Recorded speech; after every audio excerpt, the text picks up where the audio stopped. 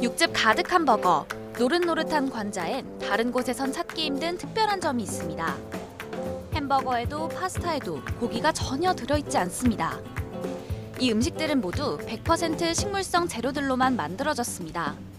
직접 먹어보기도 했는데 그 맛은 어땠을까요? 고기 맛도 나는 것 같으면서도 채소 맛도 나는 것 같아요. 생각보다 맛있고 먹을만해요. 근데 최근 들어서도 확실히 찾아주시는 분들이 계속 점차 늘어나고 있고요. 요즘에 다들 건강 생각을 많이 하시다 보니까 채식주의자 아니신 분들이 오히려 더 많이 찾아주세요.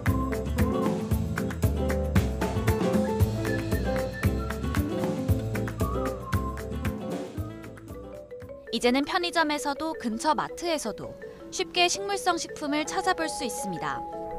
대체육 시장도 점차 확대되고 있는데요. 2023년엔 글로벌 시장 규모가 약 60억 달러로 추정돼 2019년에 비해 약 28% 성장할 것으로 전망됩니다. 채식에 대한 사람들의 관심이 점점 높아지고 있는데 이들은 왜 채식을 선택하는 걸까요? 동물권이랑 환경에 대해서 공부를 하면서 이제 자연스럽게 비건을 지향하게 되었습니다. 비거니즘이란 모든 동물의 삶을 존중하고 착취에 반대하는 가치관이라고 할 수 있어요. 육식이 영양 섭취를 위해서 어쩔 수 없는 거다라고 생각하시는 분들이 많은데 지금 문제는 너무 과도하게 육식이 되고 있다는 거예요. 실제로 우리나라 국민 1인당 육류 소비량은 1980년 11.3kg에서 2018년 53.9kg으로 5배 가까이 증가했습니다. 이 소비량에 맞추기 위해선 공장식 축산 방식을 고수할 수밖에 없고 이로 인해 동물권이 침해된다는 겁니다.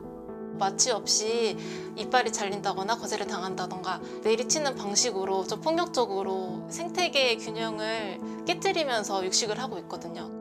근데 저는 이제 직업이 의사니까 건강과 질병에 대해서 많이 관심을 받았는데 그전에는 고지혈증, 혈압도 높았고 3개월 뒤에 검사를 했더니 완전히 정상이다.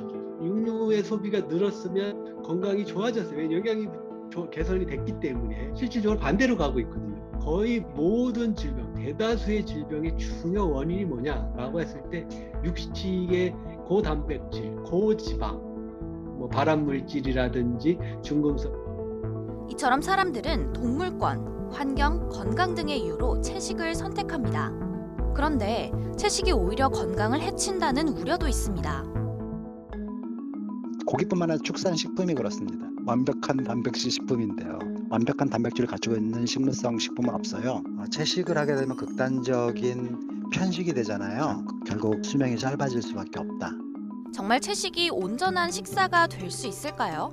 채식을 해도 건강에 문제는 없습니다. 단백질을 충분히 섭취하려면 동물성 식품, 꼭 육식을 해야 된다고 생각하기 쉬운데요. 우리나라 사람들의 그 단백질 섭취 현황을 보면 급원식품 1위가 실제로 쌀입니다. 우리가 먹는 밥이나 국수, 빵, 또 채소에도 단백질은 많이 들어 있습니다. 육식 자체가 문제라기보다는 과도한 육식이 문제인 거거든요. 이는 육류가 포화지방뿐만이 아니라 동물성 단백질 함유량이 많기 때문인데요. 과다 섭취했을 경우에 비만 아니면 심혈관 질환, 그러니까 고혈압, 심장병, 뇌졸중의 위험 요인이 됩니다. 우리가 좀 습관적으로 육식을 했다면 이제는 좀 의도적으로, 좀 대안적으로 채식을 중심으로 해야겠구나라는 생각을. 우리는 매일 무엇을 먹을지 선택합니다. 이 선택은 시대에 따라 또 상황에 따라 변해왔는데요. 저는 인간, 동물, 자연의 건강이 하나로 연결되어 있다고 생각을 하거든요. 함께 공존하기 위한 어떤 방향성이고 모든 결과에는 원인이 있기 마련이다. 만약 내가 현재 아픈 환자라면 기존의 어떤 식습관 이것을 점검할 필요가 중요하다라고 하는 거예요. 인류라는 것도 어쨌든 동물이잖아요. 인류가 등장하면서 생태계 교란이 굉장히 많이 일어났어요. 그런 것들을 줄여나가고 우리가 조상한테 받은 것 그대로 자손들한테 물려줘야 되지 않을까. 최근에는 나와 지구를 위한 지속 가능한 식단의 하나로 채식이 선택받고 있습니다.